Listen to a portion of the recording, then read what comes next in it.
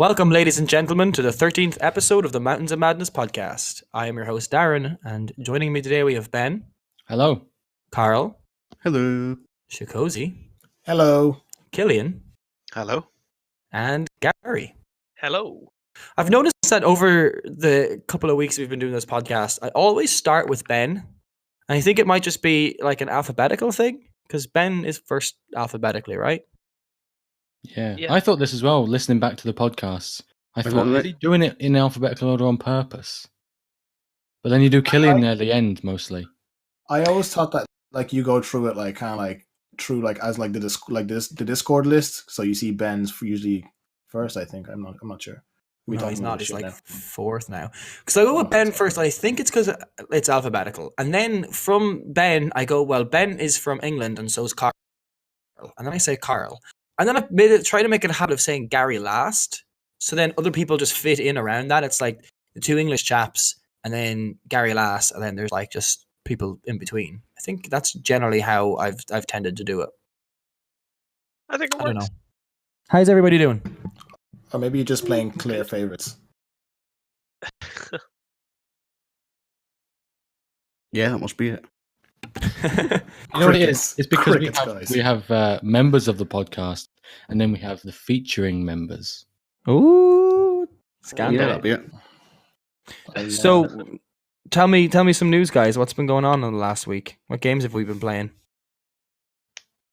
Well, Shigozi and I have been playing Shogun 2 Total War. And that's like you're playing like a campaign against each other, is it? Yeah. So basically, my brother got it for me. It's kind of funny, like jokingly, if he we'll talk about different technologies, different games we're playing and stuff. Whenever we kind of live in the same house, but we don't really keep the same schedule. So whenever we're home, we'll talk. And he started talking about the Total War games, and I was like, "Oh, why don't you just buy it for me?" And he was like, "Yeah, okay. I didn't get you anything for your birthday, so I got a copy of Total War Shogun 2." And in the past 2.5 weeks, I think I've had it. I've put in 82 hours in it. So it's kind of strategy games that have captured me again. 82 hours? Rookie numbers. Yeah, pump those numbers up. You've got to pump those numbers up.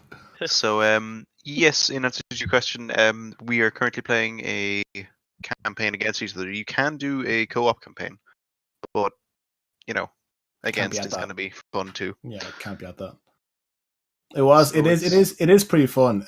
Killian decided to go to be an absolute asshole and pick a clan that specializes in ninjas. So, a quick question about the ninja thing, because you mentioned that to me before, Shakozy. Do they all run with their arms out behind themselves like they're in Naruto? Of course. And they also sneak around like Pink Panther style sometimes. So also, perfect. What's fabulous is every time you select one of your agents or one of your generals to do something, you get a little picture of the man that you're controlling, that you're sending to do your mission down the bottom left. And every time they just do this little fucking catchphrase or whatever in Japanese. So sometimes you'll select your ships and they'll be like, ha ha ha, and it sounds it's like, oh, I know what you're up to, which is just fabulous. Oh. There was one time where what's going kills. Basically, what happened, right? Myself and Kill went into battle with two different clans, and our daimyo, which is kind of like our clan head, both died. So basically, for a good 10 or so turns, our their sons were coming of age, and so Kill's one came of age, right? And the guy turns it's 15 or 16 to become of age, so he became the new clan chief, and Kill opens up the picture, and instead of some youngish looking dude, it's just some old guy with a fucking bald head, just bald top, and it looks complete he's fucking 40 something years old. So it's so random, Yeah, the dude's 20. It's kind of funny. Are you guys playing with computers, or is it just you versus the other one?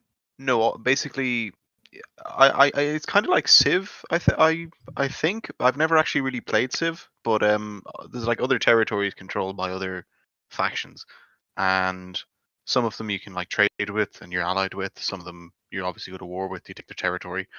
But the way the main campaign works is everyone is trying to fight to be the shogun, which is the military leader of Japan. And once you have too many territories, the current shogun is like, oh, this guy's a threat, so he declares war on you, and to keep with the status quo, all of the other clans declare war on you also, which means the end game doesn't get, boring, because if you had half of the map controlled, you're going to have enough resources to just crush any single clan if it wasn't a superpower the same size as yours, So I'm lost. What's the basis of the game then? What do you like? If I bought it, what do you do? What's the basis of any real-time strategy game like Age of So Empires? it's a real-time strategy game. Oh, so there's there's an overworld map, right, where you like move your armies around, and then when you start a combat, it goes into a real-time strategy part. Is that? Yeah, I think there was actually a BBC TV show called Time Commanders, if I remember, that used the total to reenact famous battles. Okay. Where, like, the way there was like that Junkyard Challenge thing on Channel 4, where they got like teams of people of engineers. I remember that. To build stuff like that. They used to get teams of like 2 police sergeants and their constable or some shit to command part of the army, and they'd actually try and like recreate history or try and turn the tide, like the Battle of Carthage or something, which was actually pretty cool for the time it was being done in. Because when the first Total War came out, it was pretty amped up compared to the real-time strategy games like Age of Empires that were out at that time, where it was essentially manage your economy and I have more lads than you do, so I'm going to win, as opposed to strategy where if you run your horses into a bunch of pikemen, it's going to leave them fucked. Yeah, it's quite different from Civ then. I mean, the point of Civ, I guess, is in the name, right? It's civilization. So you like start off with a small settlement of like Stone Age people, and then by the end of it you have like nuclear subs. I think one of the ultimate things you can buy is nuclear weapons that you can just level an entire city with the click of a button. Yeah. Okay, so I feel like Shogun Total War is just like that period of feudal Japan, which isn't really even featured in Civilization, really. I mean, you can play as Japan, but you don't like. They have like a special samurai unit, sure. Yeah, but that pretty much is terrible after a while because you have people with guns and stuff. I feel like the beauty of the Total War games is that like Civ like it goes from like I can't remember, like fucking Stone Age to like nuclear age and future age. Yes, and, like, it did just say that. End game of Civ is like obviously going to the moon, but like I know that's one of the ways to win. Yeah, Total War it kind of like it picks like an era. So there's Total War Rome, there's Total War Attila. Like it picks an era and medieval. Picks an era and it just kind of focuses on that era. So basically, it kind of goes more in depth in not even just the economy or whatever. It goes more in depth in like the relationships between the different people in that era and the different clans. But I think like my favorite part of the Total War games is the fact that like instead of just like like you just hit your army against this army and it just you just magically come out with a winner, you can actually decide like, okay, you have like fewer numbers, but you can go into a battle, and if you play your cards right or you play your troops properly and use the whole strategy and everything, you could actually win. You know what I mean? Yeah, no, I get you. I mean, I see the appeal. I actually bought all of the Total War games except for Rome 2 on like a Steam sale, and I was like, I'm going to check these out, and then didn't. No. Yeah, I think I probably have a couple of copies lurking in my library as well. Just Crouching Tiger, Hidden Total War. It'd be cool if you could roll all of the Total Wars into a Civ game with that level of depth for each era. I don't know, something about Civ that I love where you can like have the Aztecs paint the Mona Lisa and then fly to the moon. Yeah. I just love the ridiculous shit you can pull off because it's so macro, There's actually a new Total War game coming out, Three Kingdoms, that's set in China. The Han Dynasty in China. Same period as like Dynasty Warriors and all that. Cool. So this is for any Dynasty Warriors fanboys out there or girls. So what else has people been playing? Any other new games people have picked up and tried? I recently picked up the Wolfenstein. The New Order, that was the first one that was released, wasn't it? Or was it the Old Blood? There's New Order and then Old Blood. New Order, yeah. Yeah. Okay. So I got that. It's actually pretty fun. It's like I haven't actually played like a shooter game for a while. Actually, well, Titanfall was the last one. Titanfall 2 was the last one I played. But before that, because the last one I played was probably Call of Duty Advanced Warfare. But it's actually a nice pick up and play game where you just run around and you just blow the brains off Nazis and shit. Like what's not to like about it? Yeah, the second one looks fantastic. That's it kind really of caught my attention. Yeah, it's what kind of convinced me into getting it because I'd like just watching gameplay and just seeing reviews of it. I was just like, okay, I feel like this is it's time for me to get back into the Wolfenstein series. Yeah, I've seen some streams of it, and it does look pretty interesting. Like especially graphically, it looks amazing. Like from. Wait a second. You know what that sound means? You sound.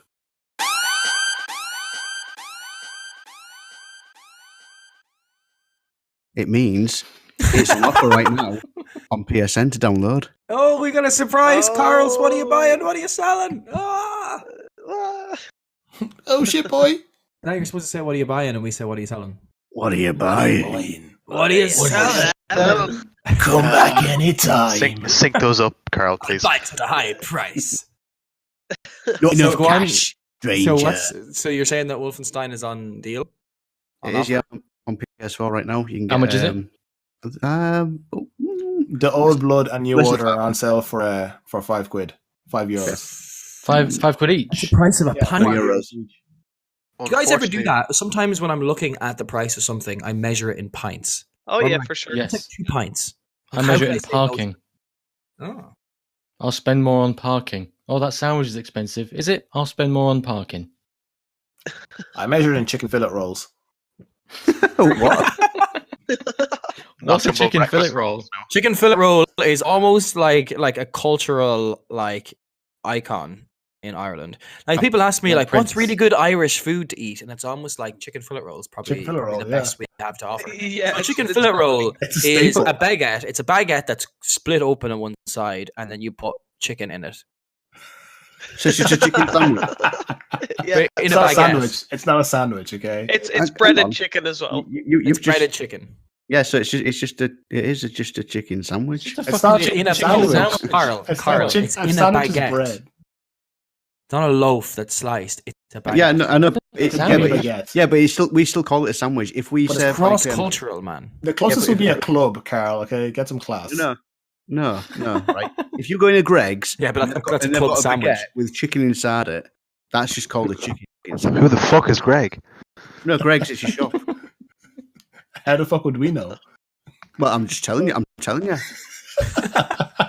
be funny. I'd love if Carl was just talking about going around his mate's house. That would just be fabulous. I'm telling you, Greg makes these. Yeah, well, I No, go around no, and you Greg see, calls that a sandwich.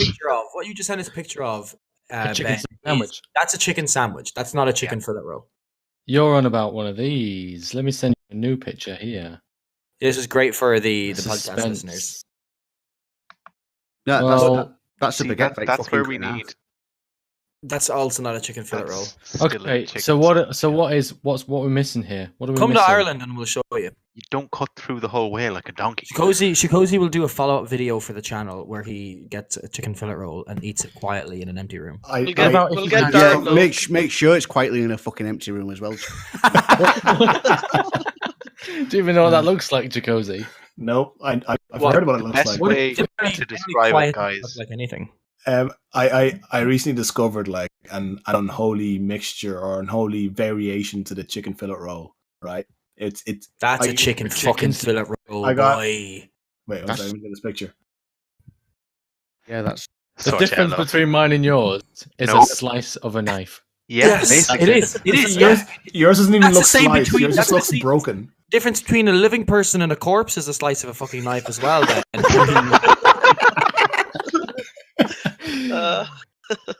I'm not sure the point's relevant here. So yeah, back to what we were talking about. I finished my first playthrough of Nier Automata recently, Yeah. and I'm quite close to my second playthrough being finished as well.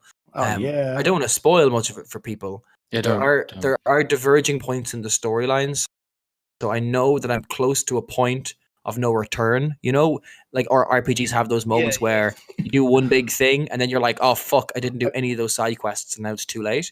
I'm at one of those points, so I'm kind of just finishing up everything, hoping to finish my second playthrough this week. And apparently the third playthrough is where it really comes into its own, which is a ridiculous thing to say. It was like when Final Fantasy 13 came out and people are like, oh, it's linear and there's nothing to do. And people are like, no. When you play it for 60 hours, the game really opens up. But, that's not like Bungie with Destiny. When you get to your third playthrough of Nier, that's when things really go crazy, apparently. So I am hype, and that game is incredible.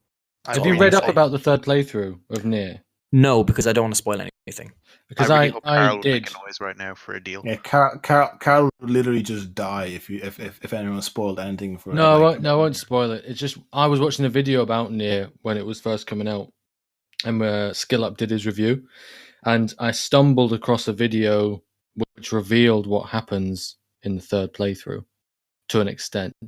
And I thought, wow, that's pretty cool. I'm still playing it big time. I have guesses, like you can kind of see where it's coming from a little bit, but I've been trying to like avoid like even the subreddit and stuff. I cannot wait to finish my third playthrough and then read the fuck out of the subreddit. I've been trying to avoid it. Dear Reddit, tell me what I should think. The super secret 7th playthrough ending and then shoot yourself. So there's the first playthrough and then there's a second playthrough that are nearly identical.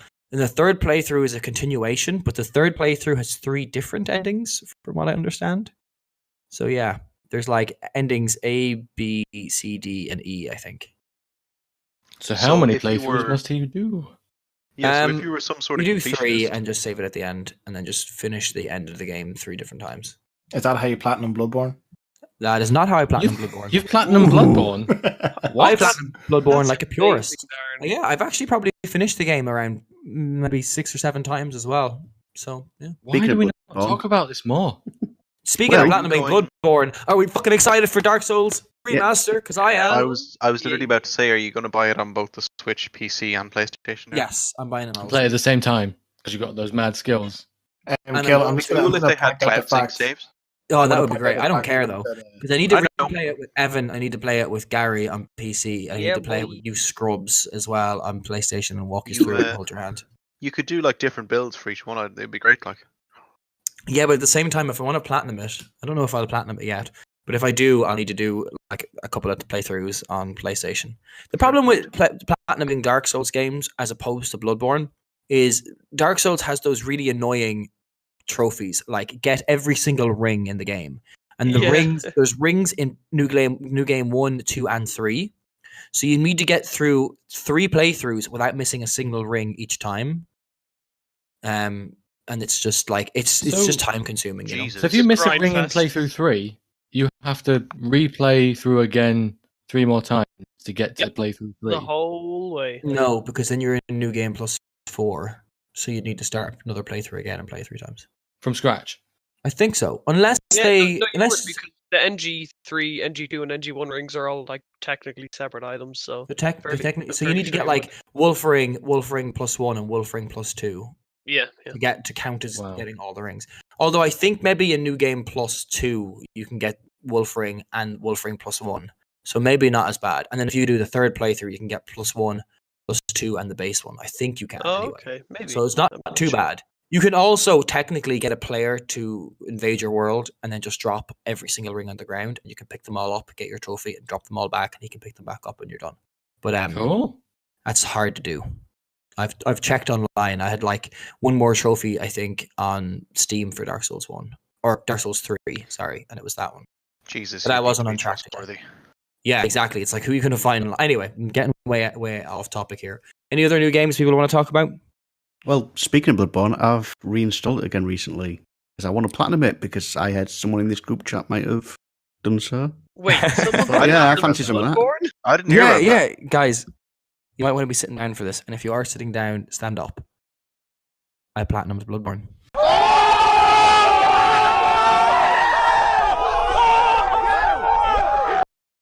I want Carl to insert like a crowd going crazy at that point, like pictures I just didn't happen. Some sick freestyle. I'm sure. I also platinumed Horizon Zero Dawn, but in that cheeky way where they added trophies later, so it doesn't say 100%. But I have a platinum trophy. I finished it, and 2 weeks later they patched it, and they added 2 trophies where you have to finish it on the hardest difficulty and in New Game Plus. I was like, Don't have to be So, rich. to the Dying. naked eye, it looks like a platinum trophy, but then you go deeper, it's a platinum sitting on something like 96% completion. oh no, because of the DLC as well. That's like 70-something%. Oh lord! But I got the platinum trophy. You should be ashamed of Beneath the yourself. surface, everything cracks. Okay, guys, I want to switch gears here Tagged. and quickly jump over to our Marvel movie review of the week. And what movie did we watch, guys? Iron Man 3. Yeah, Iron Man 3. Woo! Guardians of the Galaxy, was it? It's not Iron Man versus Spider-Man? I can't remember. No, that's No, called Iron Spider-Man Man Homecoming. original. Spider. Again, for 3 weeks in a row. Yeah, so we reviewed Thor. In all seriousness, does anyone want to do a quick like plot summary, or shall we just go through it ourselves and kind of discuss notes and ideas? I think you should do a plot summary, yeah. Okay, Carl. What? Me? Yeah, plot summary. why You not? watched it last Um, night, didn't you, Cal? Yeah, I did. Fuck you. Paid for all. Right, it starts off. Anthony Hopkins doing a little voiceover. This isn't a plot summary. Do a plot summary. All right, okay. Thor is. Jesus. Sorry. It just spontaneously Carl, the busted. cat, you just gotta hurt. Thor is banished to Earth, where he must regain his powers to go back to Asgard. That's the summary. That's a proper summary. Well, yeah. Well, what more do you Christ. want? That's Short like and me succinct. deciding if I want to buy baked beans. Do I want to buy these baked beans? Read the back of the tin. Nah, I don't want to buy these baked beans. So Thor is like. So the one thing I noticed at the start, right? It's actually like starts off in Norway, right? And it's like one day in Norway, the White Walkers descended upon Westeros, and then there was Vikings, but they were really from another world, but they were gods as well, but not really gods, just from another world. And then they had like this Lord of the Rings battle that kind of didn't look very good. I don't think it held up very Just well. all blue and grey. Yeah, and But it was like the blurry. effects It like look didn't shit, look yeah. sharp. I was watching it in like HD or whatever, and it looked like blurry. I was like, this is weird. Anyway, that was pretty cool because spoiler alert in Thor Ragnarok, they talk about Norway as well, and I had forgotten they mentioned it in this. And then they like skip forward, and then Thor is like being knighted king because Anthony Hopkins just decided he doesn't want to be king anymore. Right? And then It's never someone really clarified Yeah, that, is something it? like that. Why, no, why but- is he stepping down? I think it was because he knew he was going to go Odin sleep. No, she What- specifically says in what the film. is the we were not Odin sleep prepared for anyway? Does he just like occasionally just have a It- kip it's for a like- while? Yeah, it's like once in every like millennia or some bullshit. Like just passes out for a while. And like Is he this in wakes- the comics? It's yeah, so no, weird. well, it's in the comics and it's also in like I think in the actual mythology as well, like where Odin just goes off and goes to sleep and sees the future and the past and whatnot. Like, but watching doesn't one get thing, eaten one by a thing, wolf. one thing that kind of threw me off. I actually noticed there in the battle, right? So, this is just me being like nitpicky about it, right? So, you see like Odin's eye patch, right? In the movie, he loses his eye to Lafir, who like throws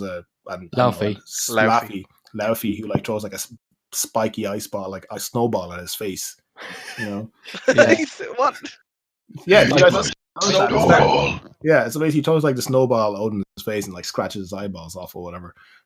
And then, but like I don't know, like maybe just this is just me being nitpicky, but like I didn't like that because like I don't know, I feel like it's well known that like Odin lost his eye because he took it out, he sacrificed it because he wanted like to see the future and shit, you know. Yeah, there's that whole bit at the very beginning of. Is it Vikings that I'm thinking of? Yeah, Where the guys American on the gods, beach. American gods. American Gods, yes, Yeah. that was it.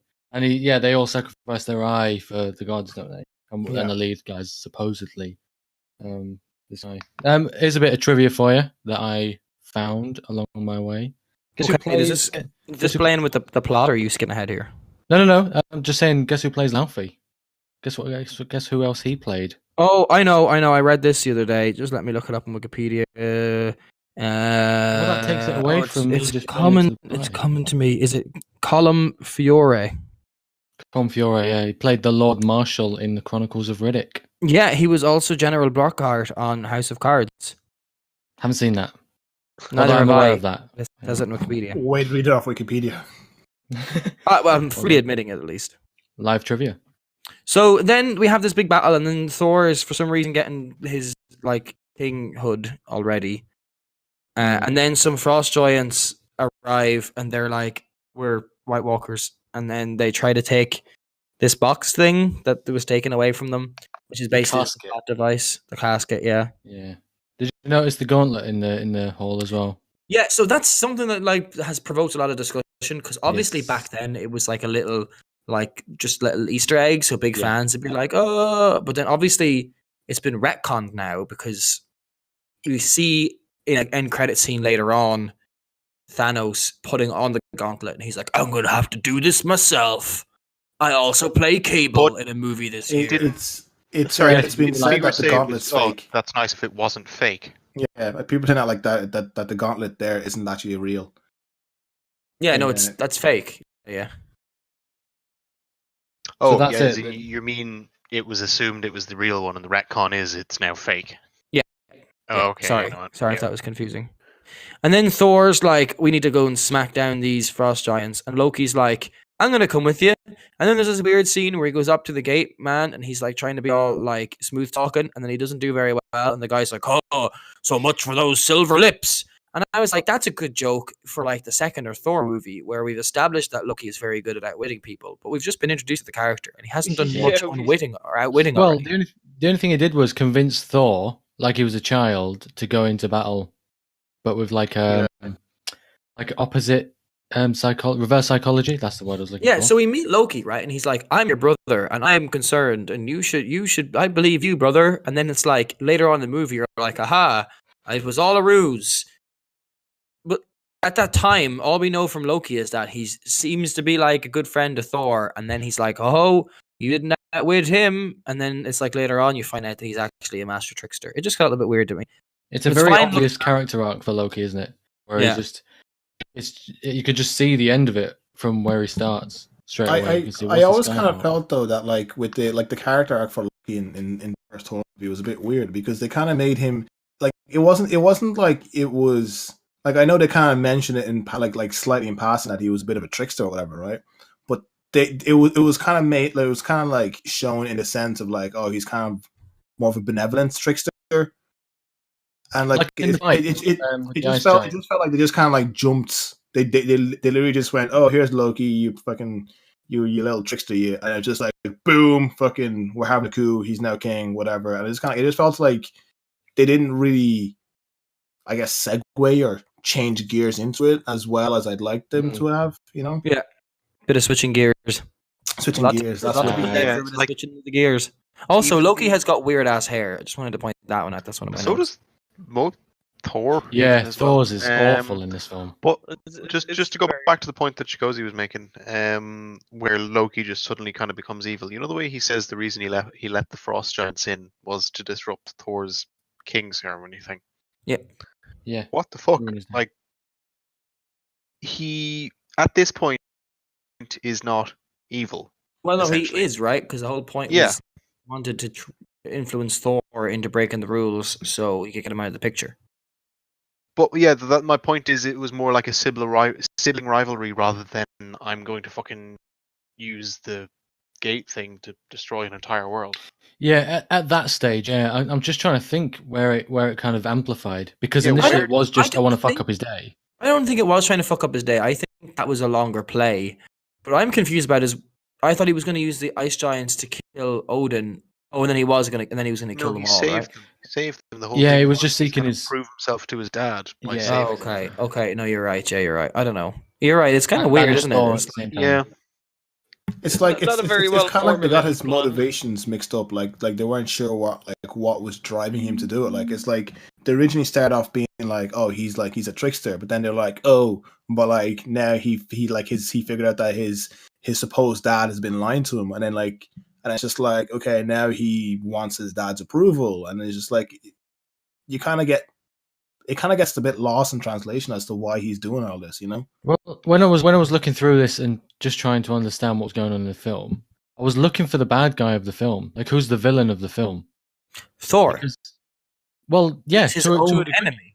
It is, because it's all about his journey of learning that self-sacrifice, and turns around his attitude of just being a spoiled little shit. But you're forced to try and believe Loki is this bad guy. The Frost Giants are just some horrible little byproduct that mean nothing to the overall plot, really. The film we all could have seen? maybe got them. Have we all seen Thor Ragnarok? No, I haven't seen that yet. Okay. Yep. I've seen it. So there's parts in Thor Ragnarok that will tie in a little bit more. When you watch Thor 1, 2, and 3 together, the Ice Giants and the Dark Elves make more sense after seeing Thor Ragnarok. That's all I'm going to say. Okay. I'll keep that in mind. Also, can I just point out, right? So they have the ceremony and Thor's coming in and he's like, oh, haha, sure, and then Odin, Which Odin, he actually like- has his helmet. yeah, he does, which is cool. Yeah. And then Odin lifts his staff and hits it on the ground, right? And everyone goes quiet. Yes. Then later on, when the Ice Giants appear, Odin goes, Ice Giants! And then he lifts his staff and taps it on the ground and wakes the fucking Watcher fella up, right? It's like, so how do they know what he means when he touches his staff off the ground? It's like it's a multi-purpose thing. It's the that has- implication, Darren. It's the it's like- implication. It's like Chinese and Japanese. It's contextual. So if everyone's making a loud noise and he wants to start speaking, taps it. Everyone's already silent, so But he if the taps it. cradle Must is mean being robbed. free the destroyer. Yeah. It's just like I just made noticed notice that. of that. It's like he just seems to do a lot of things. He also does this thing, right?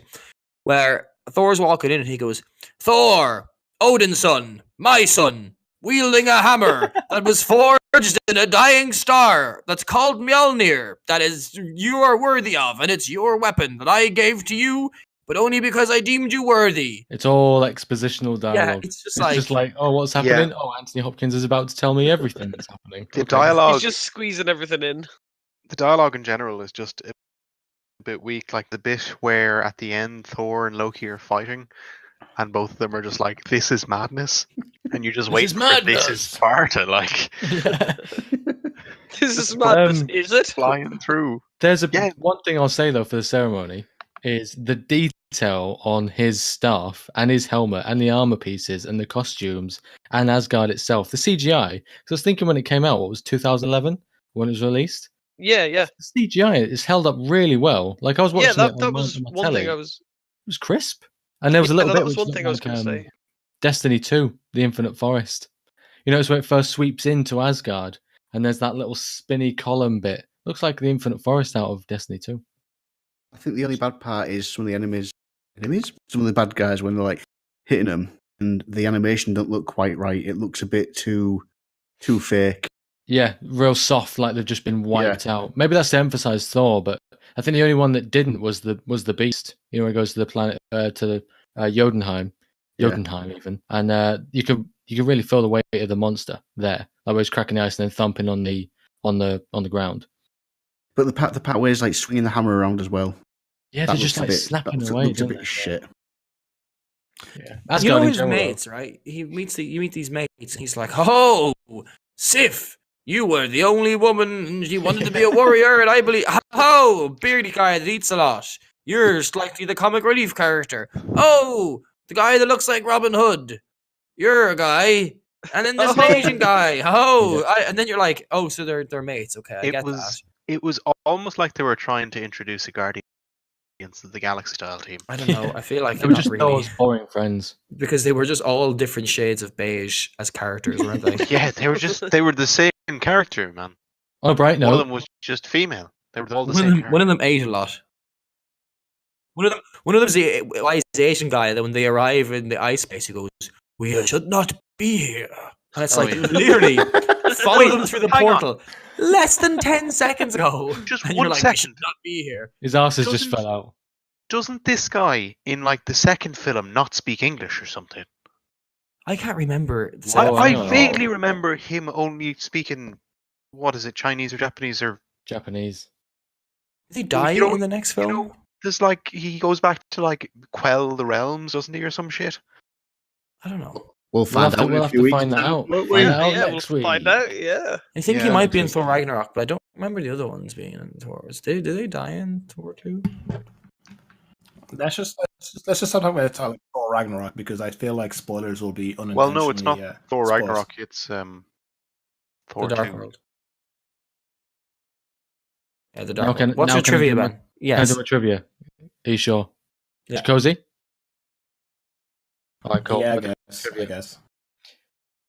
The guy who plays the Japanese boring friend, I'm pretty sure that's what it said in the credits as well, Japanese.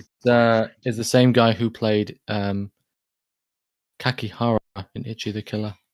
There you go. Trivia. I don't know what that is. Yeah, You've never seen Ichi the Killer? No, we're not reviewing it, are we? Anyway, no. You should watch it. Yeah, anyway, Trivia Rover. Not something I've seen either. So then they go into the ice realm and they have a CGI fight, and then they like get rescued by Odin, right? Yes. And then they come back, and then he's like, "Get the fuck out!" and takes off all his clothes. He's Did like, anyone else "You think that- lose your cape because apparently that's a thing you need to have." Did anyone else think the bit with the bit with the beast where he smashes through his head was a bit gory for a Marvel film? Yeah, I actually It was forgot a bit about brutal that. Right through its mouth and out the Yeah. back. Yeah. There's a big It was hole. cool. Yeah. But I thought, oh, that's a bit PG. Anyway, but yeah. But back on your cape point there, though, about his powers and that.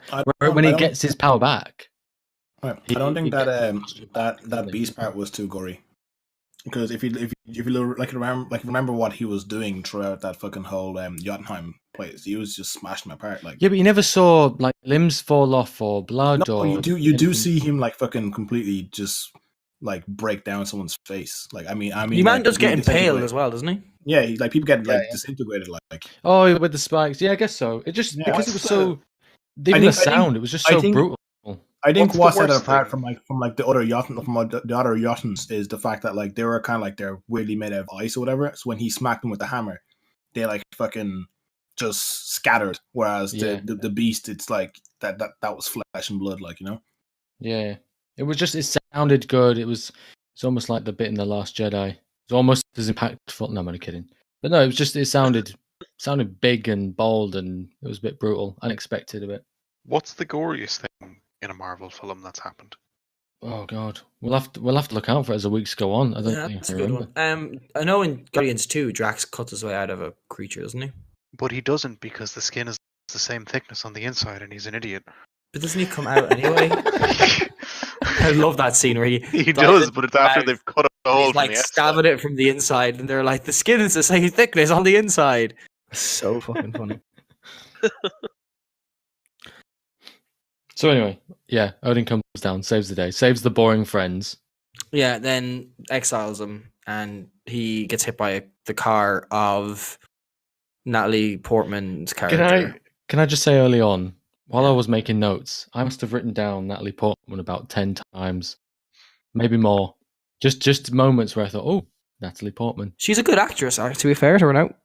Well, I don't think it's a bad agreed. one, minus the boring friends, in the main cast. I mean, the bit where he's banishing Thor, Anthony Hopkins is a fucking animal in that scene. Even the bit where he just roars at Loki, doesn't do anything. I bet he even had a line, and he just roared at him, and Tom Hiddleston just went, oh, fucking hell. Because he Jesus. just goes, I flipped out there, Carl. You'll have to find it. But yeah, where he's like shouting down Thor. I thought, fucking hell, he is great casting. Mm-hmm. Yeah, no, He's for standing sure. on He yellow was very good pages. casting. Yeah, he's standing on yellow pages the whole time, isn't he? Because Chris Hemsworth's fucking massive, and then Anthony Hopkins is what, like 5'10", not even that. Anthony Hopkins is some fucking actor, like. Oh, he's a beast. Westworld so analysis good. videos for days. Just saying. Have we discussed the fact that Chikozy like watched half of Westworld and stopped? Oh, fuck off, That's a good Chikozy. topic. We have discussed that. What are you talking about? how We talked about it in How the, do you watch that show and say, actually, I'm all right? I'm good. I That's don't not- want anymore. I'm fine. This isn't I'm Anal grand. Bitches 9. This is Westworld. I'm going to alright? spoil Westworld for you, No, Shkozy. don't do it. Don't do it. Cause No, don't. No, no, no. I ain't I'm not going to seen tell any of it. I'm not going to tell you when, Shkozy, but sometime I will spoil it for you. I'll just walk into your shop and I'll be chatting away to you, and you'll look at my T-shirt, and on my T-shirt is just printed ending of Westworld. Just for the record, by the way, Anthony Hopkins is the same height as me. Boom. You're Nice. short too. Yes. So yeah, it was stood on yellow pages the whole time because it's just massive. You think they'd get him a stool or something? Like, I'd like to have seen the behind the scenes where it's just as a guy whose one job is Anthony Hopkins stool boy. Also, Runs Odin around. is meant to be one of the most powerful beings in the Marvel universe because he possesses the Odin power, and he really doesn't do much in these movies. I mean, he can gets out of strip bed. Chris Hemsworth. Yeah. Anyway, then he arrives. I think. What did you think of the scenes with Thor like adapting to the real world? Like when he's drinking the coffee and he goes, "I'll have another," and like You know what? smashes it on the ground. I like It's that. so good. They were really Yeah. good, but for me, the blend between Asgard and the real world, if you like, or Earth, the pace was just off. Like it was really jarring when you went from one to the other to the other. Never felt like the same film. Sometimes it was really odd. I would tend to disagree. You see, I like the difference because it always felt like Asgard was like fucking all golden and colorful and bright colors, and Earth was a bit bland. That was my opinion of it. They did it on purpose, yeah, with the color structure. Which I did like because it was like this is the land and Valhalla and And gods. then in Jotunheim as well. You always knew where you were. Yeah. And it's not even that, but like, like they also just talk like they're in a Shakespearean play as well, and they're really extravagant and crazy. And I think what Thor benefits from as a series, and why the second one I think doesn't work as well, is that contrast between like comedy and then the ridiculousness. Because if you had an entire Thor movie where they're just in Asgard, it would be hard to watch. Yes. Oh, Yeah. for I agree, sure. Every single fight scene would happen on that fucking bridge because it Oh all my goes god! down anyway. Oh my god! Every fight In scene all in those three movies. films. Yeah, they just fight on that fucking bridge. Like, Like It's to be like the fair, Golden it Gate is- Bridge of fucking Marvel. Yeah, it's pretty cool Yeah. though when not to spoil much for the second one, when the Dark Elves are assaulting with all the air defenses and stuff, it kind of sees Oh god, part I of remember that. Yeah. the technology of Yeah. Asgard, as it were. Because like it's the first film that is set outside Earth, really, isn't it, for the Marvel universe? So is. it It's sets the up- prettiest film as well so far. It sets up the wider Marvel universe with other space empires, essentially. Yeah, and when the they're like, and there's multiple dimensions, not just this one. Yeah, and Yeah, the true. fact that Earth is being essentially left alone by a shitload of cosmic entities. Do you want to know? No, go on, Killian. Sorry. No, it's cool. Go on. I was just going to say one thing I never noticed the first time through. But if you ever know anyone who's never seen Thor, there's one thing you can do to spoil their first watch through, and it's tell them, look at the angle of the shot. I started to notice this halfway through, and then just doing a bit of research later on. Kenneth Branagh, who directs this, just uses Dutch. It's called Dutch angle, where they change the angle of the horizon based on the angles on the screen. So he'll realign it to something else. If you went back and watched Thor again, or just randomly, if you Googled Thor Dutch angle, you would see how many, literally nearly every fucking scene is at an angle. And it's too jarring. It's meant to be used for effect to portray unease and discomfort and things, but it's in every fucking scene. Like every single one, there is Dutch angle. You'll notice it more and more. Even mid scene, you can see as he's moving. Like when they're on top of the their lab once it's been raided out, and they're just chilling out on the top. You can see the camera pan up, and it's almost as if Kenneth Branagh shouted over and said, "More fucking angle, more tilt," and the cameraman tilted it as he's gone up and looked at him. It's so fucking obvious when you look back at it.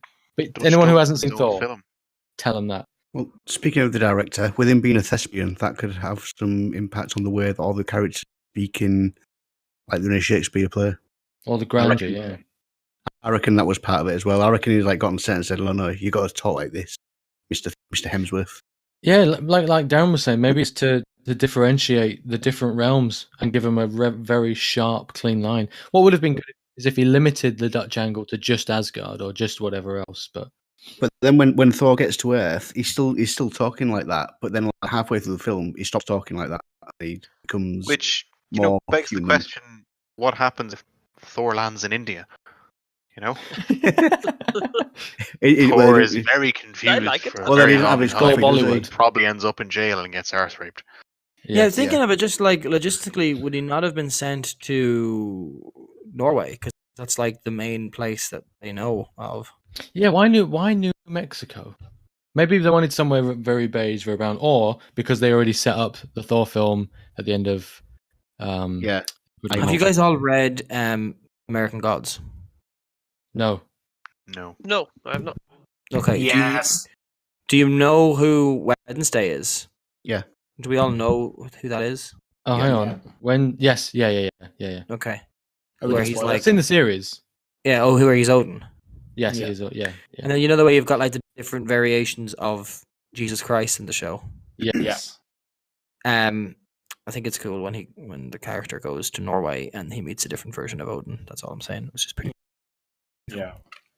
Oh, Anyway. that's not in the TV series, though, is it? No, Oh, that's pretty cool. it's just I don't think it's what going to are- be in the TV series either. What are people from Asgard called, by the way? As Guardians. As Guardian. As Guardians. Are you yeah. sure about that? Because in a book that the guy picks off the shelf in the library, on that page it says the Azir, which is what people No, from Asgard it's are called, called, it's apparently. pronounced Acer. Acer, They're called sorry. Acers. Yeah. Acer. It's never Like- said in the film, so I don't know. All right. Yeah, in the Marvel universe, that's Guardians, but like in the Norse mythology, they're called the Acer. Yeah. Jesus. It's just really Thor, funny how he great lit- laptop. He references the Asgardians and then passes the book to Natalie Portman, who points pretty much at the word Aesir in the book as the people of Asgard, known as the Aesir. That's quite Yeah. funny. Interesting. Acer. Aesir. So yeah, Sorry. anyway, Do you they think have- though they have possibly some crack- it's Okay, sorry, Khalid. possibly though it's like I'm from Ireland, I'm Irish. You know, that kind of thing. Irelandians. So the Aesir might be the way I'm an Aesir, Acer. that kind of thing, or Acer rather. But sorry, go on ahead, Darren. It could be a race versus Yeah, the Acer are basically I'm a Nationality. human and then- I'm Irish. Yeah, yeah. the Acer is the So race. then Thor goes and tries to get his hammer and he can't lift it because he's not worthy. And we see for the first time Hawkeye. We do. You've Yeah, skipped but quite a He's lot. using he's using like a normal person bow, right? Like a Yeah, and a normal compound bow. a compound bow. That's the one. A composite compound Yeah. bow. Best and last time in the film. Wait, quick thing. I just Before he remembered starts just there. randomly using a normal looking bow. Yeah, Quick Chico, thing. can we skip back just for a second? Chicozy, what were you going to say? Quick thing I just remembered there. Did anyone notice that that when Odin was stripping Thor, he just kept on shouting, "Unworthy, you are unworthy," and then he whispered the whole shit into his hammer. I just want to say, Yeah. So- I've got some cool more trivia. Because you missed the crater scene, which is pretty fucking cool, where Stan Lee makes his appearance. I think we have to reference that in Oh, every yeah. review. You know where they're all. You know who the first guy is who finds the hammer? Me. No, it's a guy called J. Michael Straczynski. You know who that is? Just tell us. He's the writer of the Thor comic. Oh shit! So the first guy who finds the hammer in the film Thor is the guy who wrote the first Thor comics. Just to Sorry, J. Michael Straczynski. There you go. just to circle back to when Hawkeye makes his appearance in the film. That's not circling back. That's going forward with the plot. Yeah. Well, circling back to what you said before. Circle trivia time. forward. We circled back Okay, after I circle moved forward. Circle forward, okay. But We'll there's circle back also after. the appearance of the undercover Hydra agent, the bald guy with the glasses. He shows Oh up yeah, there. what's his name? Oh, The guy that when he's like leaning in with the senator and they're both just like Hail Hydra. I think it's in the second Captain America, is it? Winter Soldier, yeah. So Interesting. it's cool that they It's Timothy Spall. It's cool they have these like Hydra planned characters. for minor characters essentially. Yeah. Like the guy from Iron Man 2 as well, that's like, Tony, you're doing bad shit. Stop doing that. He's Yeah, the also Sen- a Hydra guy, the Senator guy, yeah. Yeah. Tony, you're doing bad shit. Tony! Yeah. So then, just to circle back once more, because there's some real fucking interesting shit here that you skipped past that I know. Going around in I noticed circles, myself. What the fuck is going on? I noticed myself, and then got confirmation of later on. So you know when Chris Hemsworth reveals his workout plan and takes his t-shirt off, and course. he gets handed a jumper, and there's a name tag on it. It says Donald Blake. Yeah, You know who Donald Blake is? isn't that what's her face's ex? Yes, but do you know who he is in the comic mythology? yes, he's Thor. He is Donald Blake is Thor's a doctor alternate- who yes. picks up a stick and then realizes that he's Thor and he was banished and forgot who he was. And like picking 10 up the years he stick, played Gunblade. turns back into to Mjolnir. I was going to touch upon that. I have it in my notes. Which is why the ID matches. But later on in the he film. also tells him later that his name is Donald Blake as well when he's getting Thor out of captivity. Donnie. And one Okay. last one I had was the mention of Bruce Banner. Obviously never mentioned by name, but just the guy who mentioned Yeah, the gamma guy, radiation yeah. when they're on top of the thing. Yeah. Oh yeah, of course. And one last one. I know I'm skipping through this, but I don't want to miss it. Every time it gets me, I've seen this film maybe 5-6 times over the years it's been out, because it's been on TV and all that shit as well. Every time he walks into that pet store and declares, "I need a horse," it gets me every time. It's just so funny the way he walks in. No, there. it is fantastic. I need a him horse. throwing the drink on the ground was just so good. Yeah, it is good. So yeah. Okay, so let's just move on quickly here. Loki's the son of the ice giant guys, and then the beige characters go and convince Heimdall, is that his name? Heimdall, yeah. Who ends up becoming a major player in later movies, also played by the fantastic Idris Idris Elba, who I love. And then Loki sends a fucking destroyer, and Thor does his hero be worthy moment where he gets punched in the fucking face, which is weird because Loki obviously wanted to kill him, right? What? Yeah, Kill no, Heimdall? for sure. No, kill Thor, but he Yeah, didn't yeah. blast him. He punched him once and was like, "That'll be enough to kill him." Punch, dead. Well, And he then was he, like- human at that point, wasn't he? Yeah. Well, yeah, But- that's fair. I found that bit a little bit cliched, as in, oh well, the goodness was inside you all along. So you Well, get no, your that he power was back. willing. Yeah, that's something I wanted to talk about. What is it that makes Thor worthy in that situation? That I he's willing think to it's his die for willingness people. to die for the innocent people that he doesn't know. But wasn't he willing to die for them anyway when he was mad to go to war? Like you're still No, dying to he save was- It was innocent people. selfish causes, though. Like out of anger, though. Yeah, instead his, of- glory. his reason to Glory. go. His reason to go to war was to basically be like, we're going to teach those Jotuns not to come to our land. It was to affirm Get himself, glory. wasn't it? Yeah, basically to like show how big his dick is, right? Yes. And for Whereas glory the as reason well, for him you to know? stay there and fight the destroyer was to be like, guys, you got to run away. I'll sacrifice my life to save. He knew you the guys." only way to win was to lose. Ben, you're getting Then you killed. win again. But there you go. There you go. Okay, and then they go back to Asgard, and there's a CGI fight, and then Typical Marvel tradition. yeah, and then Odin wakes up, and then Loki appears to commit suicide and falls into the portal area, Did anyone else notice? which You know is when where Loki- then he ends up in Avengers, like floating through space and finds his way to Thanos, right? Indeed. You know the bit where is the guys, the happy gang sneak off, the boring friends? Sneak The off. beige crew. Yeah, the beige crew. Happy gang. Has anyone else noticed Loki's pout when he fucking spins round? Because he's watched him and he spins round looking real pissed off. I just thought it was hilarious. He just had this massive pout on his face, like, what? But also at the No, same I time, know. you're aware they're leaving. Like, stop them. Yeah. Set And fucking legs anyone on else- Odin, though, to run out When- and catch the boys. Oh yeah, there's a whole plot where Loki convinces the ice giants that he's like letting them come in so he can kill him and save Odin. Notice as well, and this is someone I didn't take much note of, but Thor's mother does some cool things in Thor 2. Renee Russo, too. She also fucking kills right. one ice giant there on the way in, doesn't she? She does. Yeah, I know, but she does some she gets pretty smacked by a little bitch. Yeah.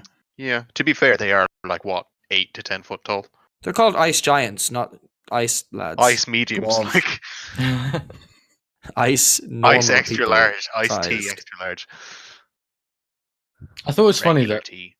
the point of the point of this film was Loki was trying to dispose of Thor and whatever else was on his agenda, and he got outsmarted by the fact that that's exactly the motivation Thor needed to become Thor again.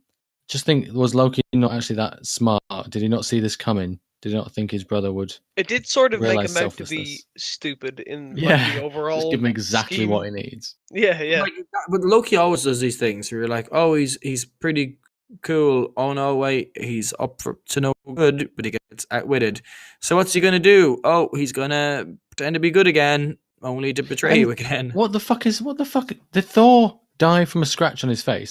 Like he gets hit in the head. Well, he by that sort of like thing. hits his chest and he like swipes up his chest to his Massive face. turtle in And Yeah, that will but- probably like fucking, well, look at it. And he's also mortal, so like sent him flying. So like Liquidized I can inside. understand where you know him getting- I like the fact that when the fucking Happy Gang are walking down the street, they're called Xena, Jackie Chan, and Robin Hood, and it's just a little bit no name inappropriate for the fat guy.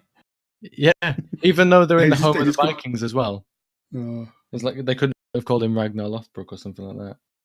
But there's a bit where they're deciding to go help Thor, and the guy likes the food. What's his name again? It's like Vastrog or something.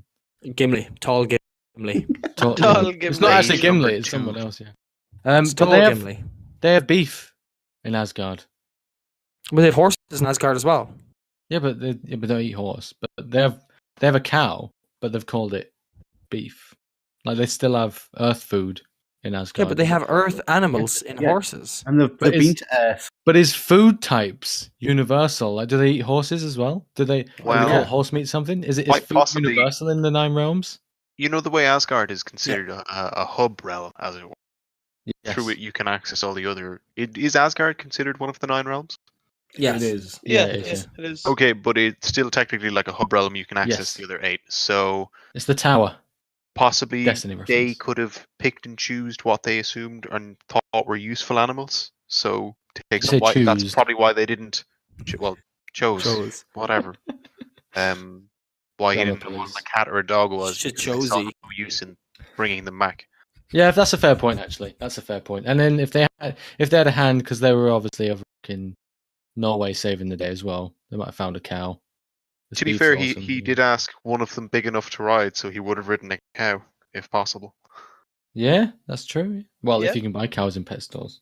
Yeah. Did Here's we a fun say? trivia. Go on. Oh, go on. Tell me your fun trivia. Fun trivia. Thor in the Norse mythology actually rides a chariot that's drawn by 2 goats. If he's ever stranded in places and he has no food, he can just eat them and they regenerate. Fun That's fact: pretty very cool. handy. Didn't Loki turn into a horse and then have sex with another horse Yeah, and get so- impregnated? So you see Odin's horse. That's actually like that's like Loki's son or daughter or whatever. Basically, there was like a really fast horse, right? And Odin was trying to catch it, and Loki was like, "I'm gonna catch that horse." So he pretended to be a female horse, and he caught And the he horse. fucked the other horse. By- Got him.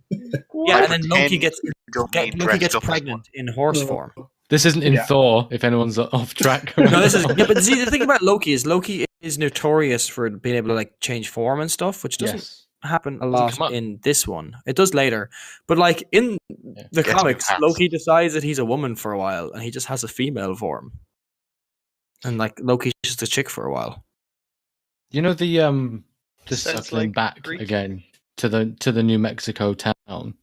They built that entire town to destroy on purpose. So this It is looks where like shit.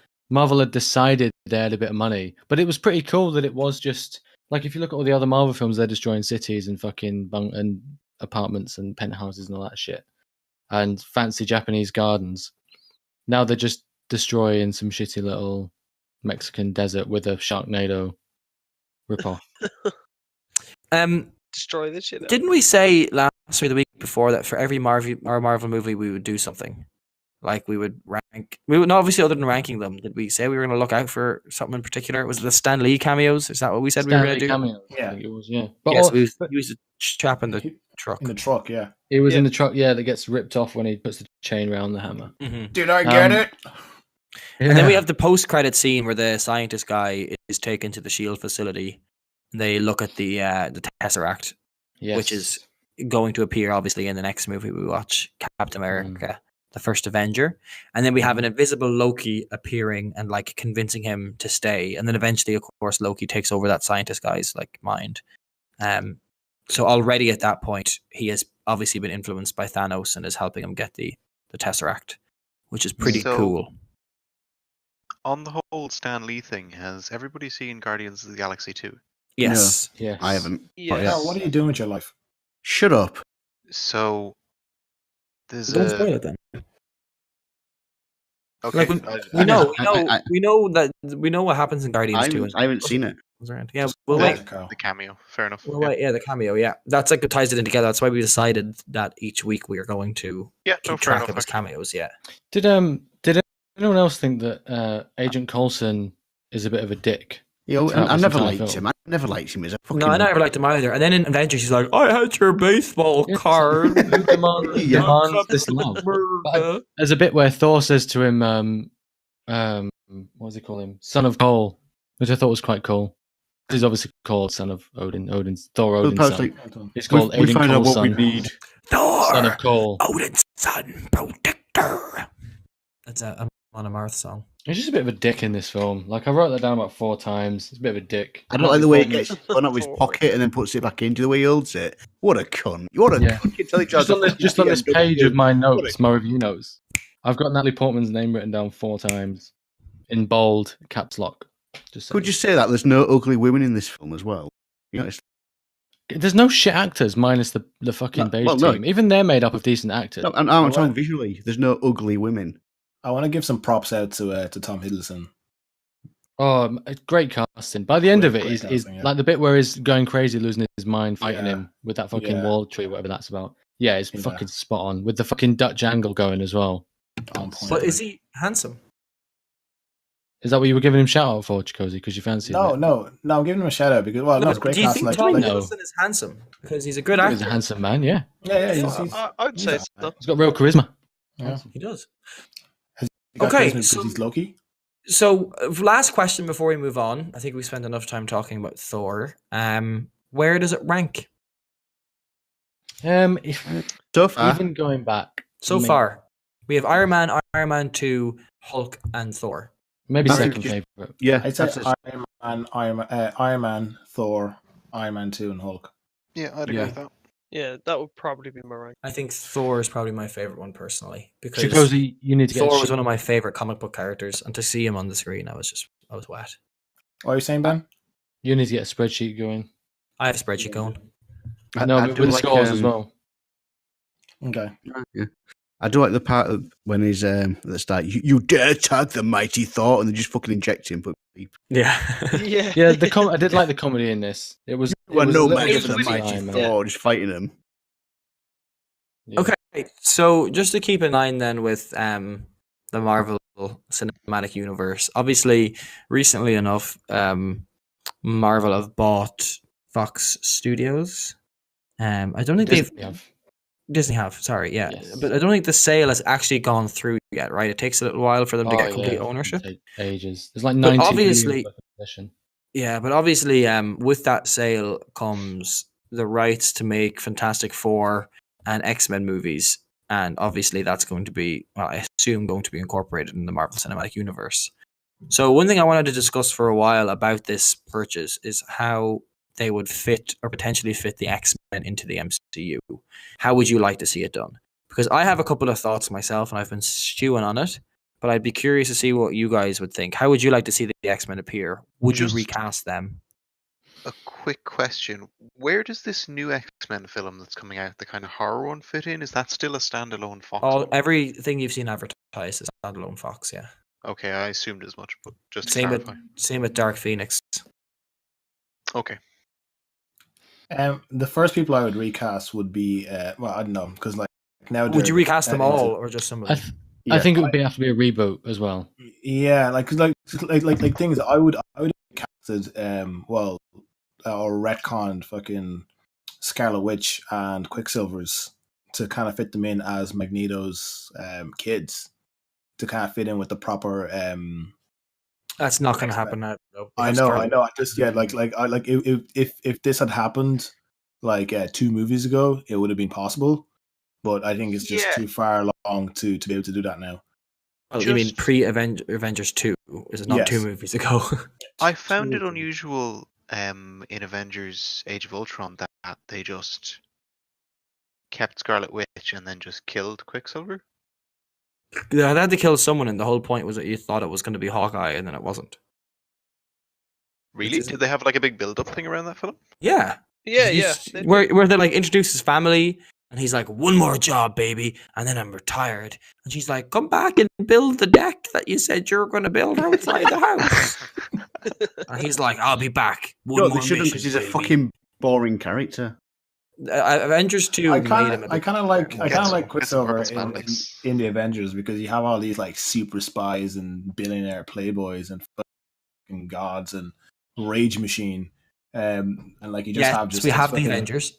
yeah, and then you just have this regular lad with a bow and arrow who just slugging it out with just things that he's just not equipped for, you know.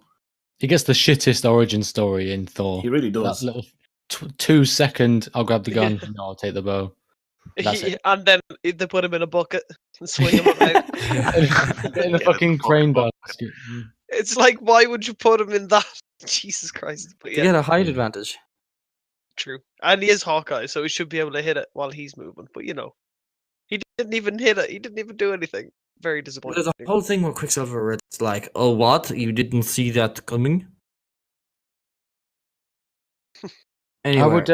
Should we talk about casting ideas? No, first of all, through the guys? I just want to go around in a circle and just say, would you recast the X-Men? Yes or no? Yeah. Yes.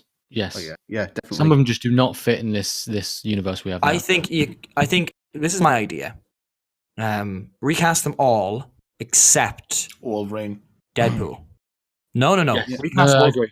I agree. Recast no one everyone else. except Deadpool, right? Yeah, And then when you bring it to the MCU, have Deadpool be like, "Hey, wait a minute, you're not Hugh Jackman," and he's like, "What?" And he's like, "Oh, never mind." yeah. You That'd be put in so lovely meta things. good. Yeah, That's fair what enough. What happened to the Deadpool Aussie? does. Deadpool does, where he talks about he's in a comic to people, and they're like, "What are you Yeah. talking about?" And it's like, is he just insane? Like, well, obviously he knows, but then Fits, also if obviously it's not a comic in their universe, so he just thinks he's in a comic book. So it'd be fantastic if he thought there was actors playing people, you know, and he referenced it. I think that would be incredible. That's perfect use of the character. Sort of like breaking away from that as well and to like acknowledge things that go on outside the films. It's not Deadpool related, but because Tony Stark, Robert Downey Jr. played Sherlock Holmes, and Benedict Cumberbatch, he played Sherlock Holmes. Yeah. There should be a part where they both solve some sort of puzzle or something. Something like, and then they go, "Good job, Sherlock," and they both turn on and go, "Thanks." Yeah. Or there's a part where they're both like solving the thing, and then at the same time they both go, "That's elementary," and they say it at the same time with each other, and then slow down as they start to something to acknowledge that they both played Sherlock Holmes. This is Doctor Strange and Tony Stark. Well, we've also got the two Watsons in the MCU soon. Jude Law is playing a character in Captain Marvel, and what's you call him? Who's he playing? He's playing the male lead in Captain Marvel. Anyway, I don't think he's going to be a superhero. And you've also already got Bill Waggins is the guy who is in charge of the locking up the superheroes or whatever he does. Martin Freeman. Yeah, Martin Freeman. He's in Civil War and he's going to be in Black Panther. So you've got two Sherlocks and two Watsons. Oh, they need to do is the name of the person, is it? What? Sorry? It writes itself. Yeah. Should we start at the top of the casting then for Professor X? So I think the big ones I would want to talk about mainly are Professor X, Magneto, and Wolverine. Yeah. The big 3 X-Men, in other words. The big ones that everyone would know. I've got Mark Strong down for Professor X. And looking at this, he seems to be a quite popular choice as well. Have you seen Kingsman? He played Sinestro in Green Lantern. Oh, he did? Which again would also be quite... Oh, yes. Yeah, he would be pretty good, to be fair, as a Professor X. I would be 100% okay with that. Personally, I had James Earl Jones down. That's pretty good. Is he dead, though? No. No. Is he sure? Of course he's not fucking dead. No, he's not dead. He voiced Darth Vader in recent things. But how the fuck would he play Professor X? That was a joke. Yes. No, fuck it, why not? Have him. That's pretty cool. You sure you ain't got a problem with this, Carl? Because he's not... Actually, when you come to think of it... It's James L. fucking Jones. What fucking... Shut up. Yeah, if you were going to go with like a black, older Professor X... it's either him or Denzel Washington in 50 years when he eventually... True. Just shave him. Idris Elba. Just Elba. No, I know Idris Elba's already in it, but he would make such a good bishop. Oh my fucking god, he would be such a dope bishop from the X-Men universe. Bishop? I can't remember who Bishop is. He's from the future. He's got the big M scar on his eye because in the future they mark mutants like that. Similar that to on- Cable. Yes, Cable. with the dreadlocks. Yeah. He would Idris Elba playing Bishop would be dope. So any other Professor X's? Okay, I have like three possible ones. All right, you might need to bear with me a little bit. All right, Arnold So- Schwarzenegger. And Sly Stallone as Magneto. Oh my god, that's it. Yeah. What about Tom Hanks as Go on. Professor X? Tom Hanks. I was gonna say What, and Wilson as Wolverine? What's those claws, What about- Wilson? What if I'm just thinking of bald actors, and I remember Edward Norton was bald in American History X. What if they brought him back as Professor X?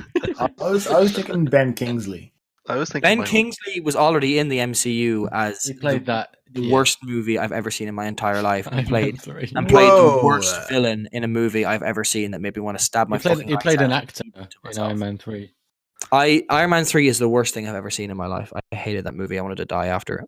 Worst thing you've ever seen in your life? We Yeah. haven't reviewed it yet, guys. Okay. Yeah. What about? Spoilers. I'm just looking at like some people's ideas here. I would like to see Ian McShane as Magneto and Gary That's a Oldman good as shout. Professor X. Yeah, Gary yeah. Oldman. As Professor X, I yeah. just have Gary That's a good Oldman show. as the entire fucking cast. Yeah, Wolverine, everyone. Did you all see that For video everyone. of Gary Oldman dancing like James Brown as Winston? Also, can we get Bill Murray in somewhere as well? At Wolverine. some point, we'll get all surviving As Ghostbusters. Wolverine. That's amazing. That's That good. would be. I think I'd like Ian McShane as. Oh my as, God. Magneto. Woody I think that'd Harrelson be as Gambit. great. What? I've just found a picture of Bill Murray as Wolverine. Oh my god. Wait, guys, I love the internet. guys, quick thing, right? What if we could recast Loki as Jeff Goldblum?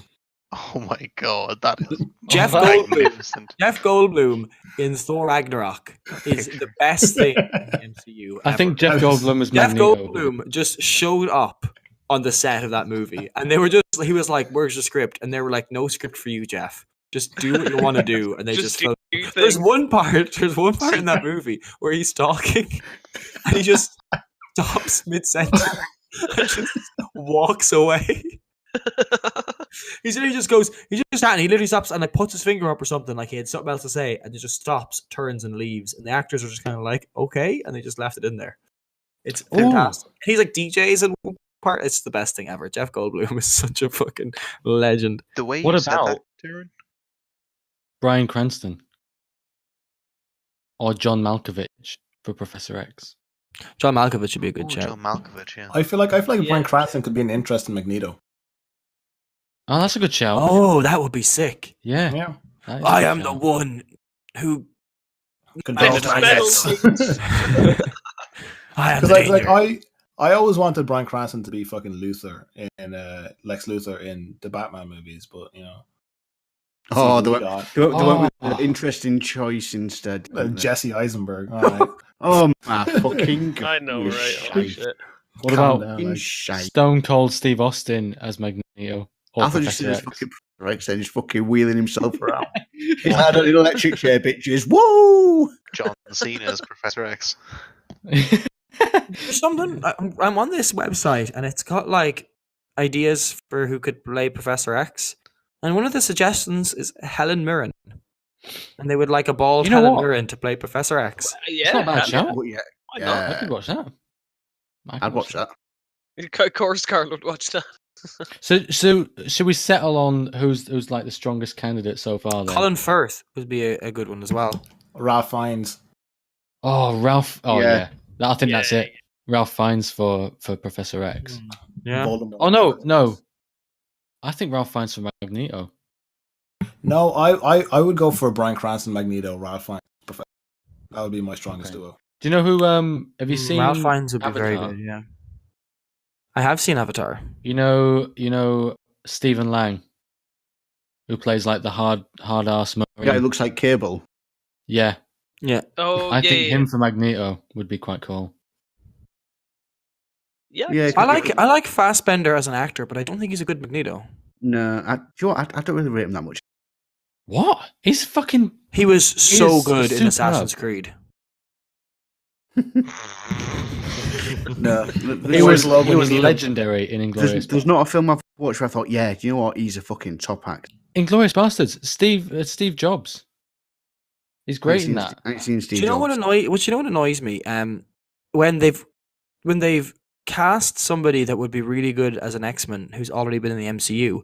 What about Hugo Weaving as a Magneto? Oh yeah, I think that'd be fucking brilliant. Just on the subject of people playing two different characters, didn't fucking Chris Evans do well jumping from human to Captain America? Like, he got off that sinking ship pretty well. Yeah, he did. He did well. When it was announced, I thought, why the fuck have they got him playing it? He's fucking shit. But then, no, he turned out pretty good. I love the fact that there's a joke on his Marvel reusing Fox's heroes and villains. Ewan McGregor, he could be somebody. Who though? Who would play Wolverine then? I have an idea who I'd like to see play Wolverine, but I think it's a pretty obvious one. It's Tom Hardy, isn't it? Yeah, it's fucking Tom Hardy. Yeah. What he about? He could do that one Tom Hardy character where he goes. I've got one for you. But you know what I mean. What about Frank Grillo? Well, what about fucking Danny DeVito? He's the fucking one. Oh my god, Danny DeVito. Danny DeVito in yellow spandex. Yep. The full comic book fucking hair just sticking out the back, Frank Reynolds style. I found a picture. So I was thinking then to introduce the X-Men into the MCU, like with the Infinity War being like a whole, time and space and reality altering event, right? Where you've literally got a stone called the Reality Stone that can alter reality. The picture is fantastic. Like the idea of having it somehow alter reality to introduce mutations into the world would be a cool way to do it. Like alter the DNA or whatever, the genome of humanity with the Reality Stone. To introduce mutants would be a pretty cool way of doing it. And then mutants just start popping up. Or you could even do something even more meta and have it like combine universes and like combine with the Fox universe or something and like pull them together. I've got bad news, unfortunately. Danny DeVito's already been cast as Spider-Man, so we can't have him as Wolverine. we need to have these pictures in the podcast. I'll tag him in the. Do you know what they should have done? People are apparently in uproar that Danny DeVito isn't voicing Detective Pikachu in the new upcoming film, and I think that would have been pretty cool. In fact, I think it'd be better if Danny DeVito was like voicing his inner monologue, but Pikachu was still going Pika Pika Pikachu.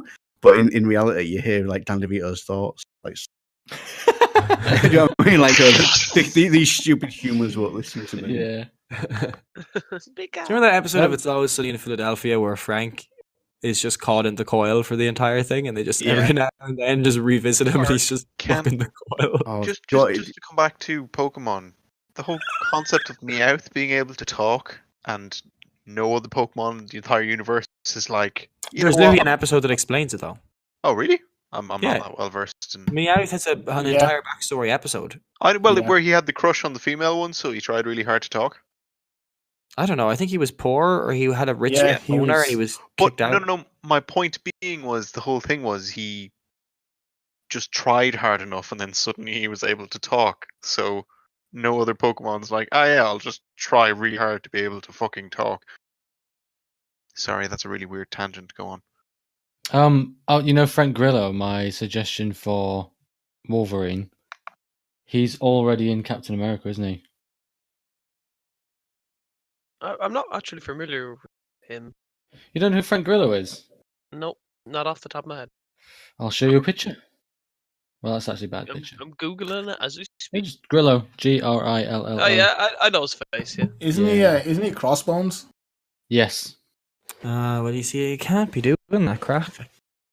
Yeah. Anyway, any other ideas as to how we would like to see the X-Men introduced? I feel like I've been sitting on that. I wanted to just basically say there was a couple of ideas, and then I think it's the best idea. To be fair, it is true. Yeah. The only problem I have is how do you have the characters of Magneto and Xavier in a universe like that without jumping 60 years ahead, where you're trying to get mutants accepted? Yeah, I was going to say the same thing. If they're suddenly mutants all of a sudden, well, the Reality Stone gives people the powers.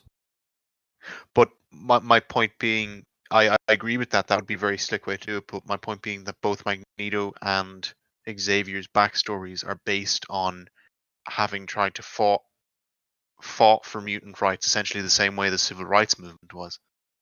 Yeah, and I know, but you could still have like the story of them, right, as like being comrades, and then they both get these powers. And who's to say that? See, this is the thing. We don't know what Infinity War is going to do. Infinity War could introduce a time jump, or it could do. It could do like. I mean, in the Infinity Gauntlet comic book, Thanos uses the gauntlet to kill half of the universe with like the flick of a fucking wrist. He wipes out half the life of the universe, and then he kills a shit ton of people, and then they like reverse time and go back. So I'm thinking like you could introduce some sort of fuckery where it alters the timeline of Earth so that mutants have existed all of a sudden, and people are just there, and people are used to them being there because it's altered history. And then you could have Deadpool being like, "Wait a minute, where's all the actors gone? Who the fuck are you guys? Is that the Human Torch?" And Chris Evans is like, "What are you talking about? I'm Captain America." I get what Kill is saying, because he's basically, you're basically taking away the backstory for why Magneto is so like anti-human. But he's anti-human because he was a Jew. It's not like World War II didn't happen. We've literally seen World War II. Yeah, he's got a great backstory. Yeah, that's true. Powerful that, I think. He hates the humans because of the way the Jews are treated, not because of the way mutants are treated. And that's his backstory, really, isn't it? It's like it's an involvement, isn't it? Because he relates how they treat themselves, and then there's something slightly different about people. I don't think you can move away from that. I don't think he has anything more powerful for a backstory. There was one season of Sons of Anarchy where Charlie Hunnam cut his hair short and he looked way better, and then he got that stupid slick back look again, and it just looks so lame. He needs to cut his fucking hair. Yeah, but I think Charlie Hunnam for Wolverine. And Joe, he's not big enough. Charlie Hunnam, it can be. He was pretty buff in. I would love to see Carl play Wolverine and just buff up. I have a picture of Carl from about 7 years ago when we used to go to the gym together, and he looks like. I'll tell you what he looks like. Carry on amongst yourselves, and I'll put a picture. Okay. I'll put a picture in the chat. Okay, so I guess just to finish out the podcast, we want to do a little bit more of a lighthearted, fun-loving topic after all this serious debating over superheroes and mutants. That's the actual picture. He said, "Carl, look, you still look like Bane." That's Carl in his gym gear. Nice. So Ben, do you want to introduce the last topic of the show? Yeah, so I come up with the idea of, and I think this was in the back of my mind weeks ago, but it reminded me today because once again, I executed my signature move, or my strange talent, if you like, which is where I work, there are 4 cubicles, and no matter, one guy walks out, I don't see which one he walks out from. He's obviously had a shit. I'm taking it back there. I have the innate ability to walk into that cubicle that he's just been for a shitting every time. Like every time, whoever it is, I will always walk in the cubicle that's just been used for a shit. And it's happened for 5 years. That's my signature move, my strange talent. I can even in train stations where all the cubicles are pretty much just going to be used for shit, but in the dead of night, 2 a.m., one guy's walking out of the toilet, the front door, not the cubicle door. He's walking out the front door of the toilets. I'm going through the turnstiles are open at this point, and I go in the fucking cubicle that one guy's been in, and there's 30 cubicles to choose from, and I've gone in the exact one he's just shit all over. You get that warmth in the air. You can taste it, and I'm like, how do I fucking do this every time? I don't know how it develops. It's a kind of intimate thing, isn't it? Like walking into a cubicle that someone's just shit in. Maybe I feel like you know the inside of their body that little bit better. Feeling well, I know what it tastes like. The seat transfer to your own ass. It draws me in. It's like I'm like what's that French skunk from Looney Tunes, Pepe Le Pew. I'm like that. I can just see the fumes. It draws me to the cubicle. But it got me thinking. What do people have that they either like or dislike that they're just always they just always do. They fluke, or like Killian's just good at everything. Like when you were playing pool with him before, it's like I'm ridiculously good in his trick shotting upside down while hanging from the lamp and drinking with both feet. Yeah, but see, this is the thing. Killian's superpower is that he can steal abilities from people and then falls asleep. Well, I don't want to go as far as superpowers. Just these, just little things that just like your signature. Yeah, Killian is really time. good at getting better at things than most people, and so does Gary. The two of them are really annoying that they just get better at things than you, especially when you introduce them to it. Yeah, I'd say that would be my signature move. I get to like an intermediate level of like doing something way faster than most people. So like it will be beginners together, and then like the next week I'll be like, training with the guys or whatever that have been there for like 2 months, and it's like I don't know how I do it, but just for some reason I just fly through the like novice section of pretty much everything I do. Like it was annoying, like learning to juggle with Gary, and like you just like you take a day off, and it's like have you been practicing all night or something? Because you'll just go back, and he'd be like, "Oh, I can do that trick now," and you're like, "Fuck it, God." He's grinding, but not But do you telling not- us. Fuck's sake. Do you not have like say you make a cup of tea or whatever, and you've got the tea bag and you've got the edge of your sink, and you just want to throw it on the edge of the sink or throw it off to a little saucer off to one side, and you always, whenever you throw the tea bag, it always lands in a cup or in the food disposal bin or on the edge of the sink. Little things like that always happens throughout your day or throughout weeks, whatever, that you notice that you always have the ability to do, no matter what it is. Little things like that. Does anyone have anything like that? I have a habit, right? Of when I make food, it doesn't happen. Like it happens once, where it's like I make food, right? And then either one or two things happen. I'm like, okay, this food is too hot to eat, so I'm gonna put it aside to cool down, right? And I'm like, after like 5 minutes, I'm like, grand, it's nice and cool. I'm gonna eat it. And when I take a bite, and it's gonna be fucking roasting hot. It's gonna burn my tongue off. Or I do it, and it's like, all right, 5 minutes later, this food is nice and cool to eat or whatever. I eat it, and it's fucking like lukewarm. I'm like, fuck this. And then you join a party on PSN and Carl just I was online. going to say, your amazing talent is to know exactly when I'm online and have your fucking tea ready, no matter what time of the fucking day. I could just imagine you're at home like, hey, son, do you want your tea yet? No, not yet. Carl's not on. Starting about 3 hours. Wait until 11:30, put it in the microwave, I'll fucking eat it then. No. Chikosi gets in and it's like 5 p.m. Carl's still at work till 9, so he knows you're going to be on about 9:30, cooking a roast. And then he's there, it's like 9:15, and he takes the meat out and lets it rest for 25 minutes. Okay, Carl should be off the bus right now. He'll walk into the flat, he'll be making himself a cup of tea, and start carving the turkey right now. No, and then he plates up. Electric. Yeah, and then he plates up and he joins. He just logs on his PSN, and the first thing he sees is Warlock Ed has joined the party. And then in goes Chikosi with his first forkful. He's like, and begin. But is anyone else? I've got two things I'm pretty good at. So the first one is I'm very good at knowing where the door to a public transport vehicle will be, whether it's a bus, a tram, or a train. I can be like, it's going to stop here, and I'll stand there, and the thing will pull up, and I'll be the first one in the door.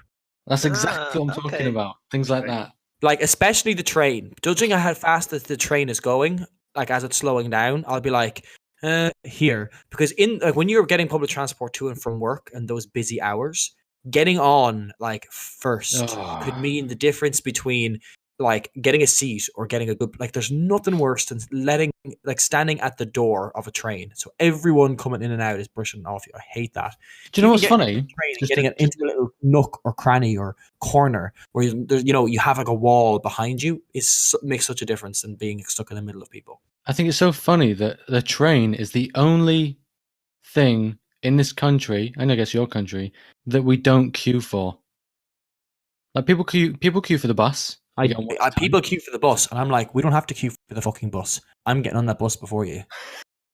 I don't care. I don't care if people are waiting for 30 minutes and I show up 10 seconds before the bus arrives. You don't get you don't have any more right to get on the bus than I do. Just because I can time things better. Just because I know the schedule of the bus doesn't mean you should get on that bus before me. I'm getting on that fucking bus, and I know exactly where that door is going to be. You cunt you. So I just think it's funny that everyone huddles together, and then you just take one step forward, and that's where the train door is. Yeah, that's one of my things. What's your other one? My other one is something I've forgotten. Well, while you're trying to remember, I've got two. I have another one. Sorry, Carl. Sorry. Mine's really quick.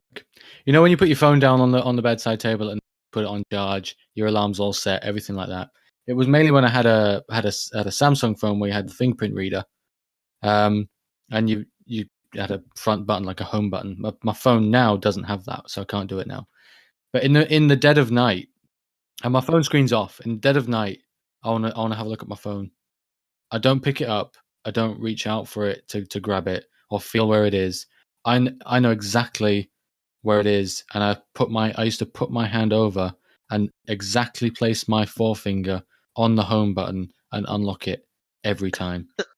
Perfect place. And the screen would just come on and reveal what I wanted to see. But things like muscle memory like that around my house, where light switches are in the dark, where the door handle is. Oh, well, those things. I think those are special talents. I think those become like Yeah, it's coming naturally. Naturally. Yeah, I know, but yeah, pretty cool. I have an innate house, talent. I could live. Only ever spilling stuff on myself when I'm wearing white. The thing is, I'm wearing like brand new pearly white shoes. Like I will go to work in a pair of shoes. When I get to work, I will change into white shoes because I don't want to get them stained in the rain. And then I'll walk to the coffee machine, and the guy in front of me, for no reason, will turn around without looking, bump into me, and spill coffee on my shoes. And that will happen once in my life, and it's when I'm wearing white shoes. Things like that, like just random events that I end up getting fucking stains on my white clothes or shoes, and only when I'm wearing white. It doesn't happen any other time.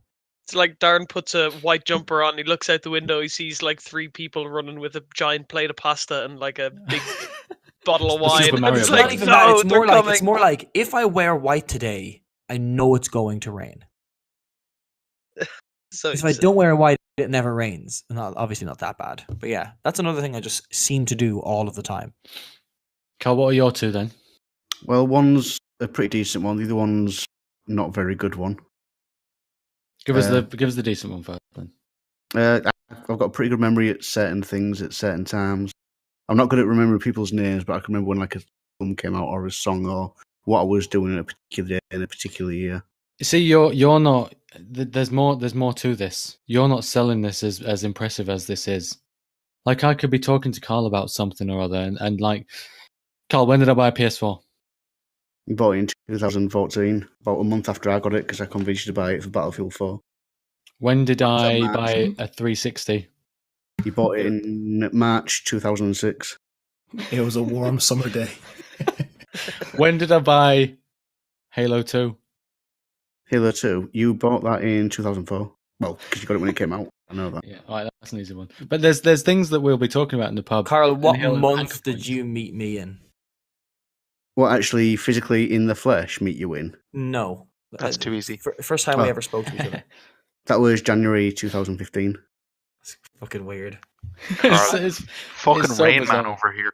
How do you remember that it was January 2015? Because I remember I just got Destiny again for the second time at the end of December, and then like 2 weeks later, after the Logue come out, we wanted to do the raid, so I went on looking for a raid group, and you were on there. It was Ben I got in contact with. Ben and I made contact, and I think Killian was in the room with me. Yes. Mm-hmm. Yeah. And Cathal was too. And then I was like, I met these English lads, and they're pretty cool. We're going to play again the next day. And Evan was like, okay. Cool, Wait, Evan. Didn't we have Lewis as well? There was Lewis. Oh my god. Yeah. Lewis was a Soros. fucking dickhead. That was his signature move. I have another talent, but it's more of a talent and less so than a weird. Yeah. Sorry, Carl, you have more. Sorry. So anyway, Carl was Rain Man, although he can't fucking count beans on a counter when there's a competition and we're in the pub together. But anyway, go on. Yeah, I'm good at remembering things like that, but I'm shit at locations. Oh god, yeah. I've been living in these 4 years, and I cannot remember how to get around the fucking city centre. I remember when we met Carl for the first time, we said we wanted to get food, and Carl did not know where any cafes were. Yeah. And this is in the He didn't know where a cafe was, in the centre of Leeds. There's like everywhere. Like every other shop is either a bank or a restaurant or a coffee shop or a closed store. So at 1 in 4 shops, you could have got something to eat. We stumbled upon a Subway, and Carl was like, "Oh, Fucking Subway. do you want Subway?" And I was like, "At this stage, I'm so hungry. I'd fucking eat." Was it like you're traveling to Mordor and there's just nothing? Carl's like, no, there's nothing here. There's nothing here. There's nothing here. We need to make that. Like John Travolta wandering around Leeds. I ended up buying food to cook in your house. Pizzas, didn't you? What? Or did you get a I pizza? Oh yeah. I wanted to. I was like, "Can I buy a frozen pizza anywhere?" And you couldn't find it. So we went like, we went to a Tesco or something, didn't we? So Sainsbury's or something like that, yeah. probably if we're talking about this trip, we should give a bit of background. Basically, Carl had set up secretly for Darren and I to come over for Ben's stag do. No. You, Shakozy, and I. Oh, And right, until the night before, Yeah. the three of us were going. And Shakozy cancelled literally the night before. He waited until What are you talking about? It wasn't the night. He waited until I went, huh? Shakozy's Oh. actually coming to this. So I was waiting. I was like, any day the cunt is going to cancel. Any day. And he waited until I actually... It wasn't the convinced he night was. before. It was the night before. It was not. I have it remember in I but had I an didn't remember exam. exactly when Shakozy cancels on things. I had like my That's- last ever that's college unusual. exams like 3 or 4 days after I got back as well.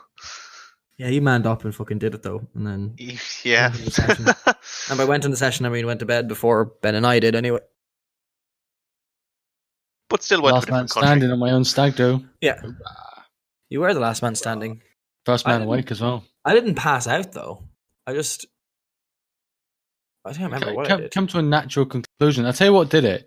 It was it was Indiana Jones who had got too tired and Carl had to take him home. What Carl should have done is just sent him on his merry way. Oh, no, But because can you know you what it feels imagine- like? No. Right. Just to put in context what it feels like when he's drunk, right? Oh my god, yeah. Here's one story in particular. Spider's nightclub, there's like a road. Is There's this going to be a story that's going to end your friendship with Phil forever? No, because you put no, it because he knows what public it's domain? like.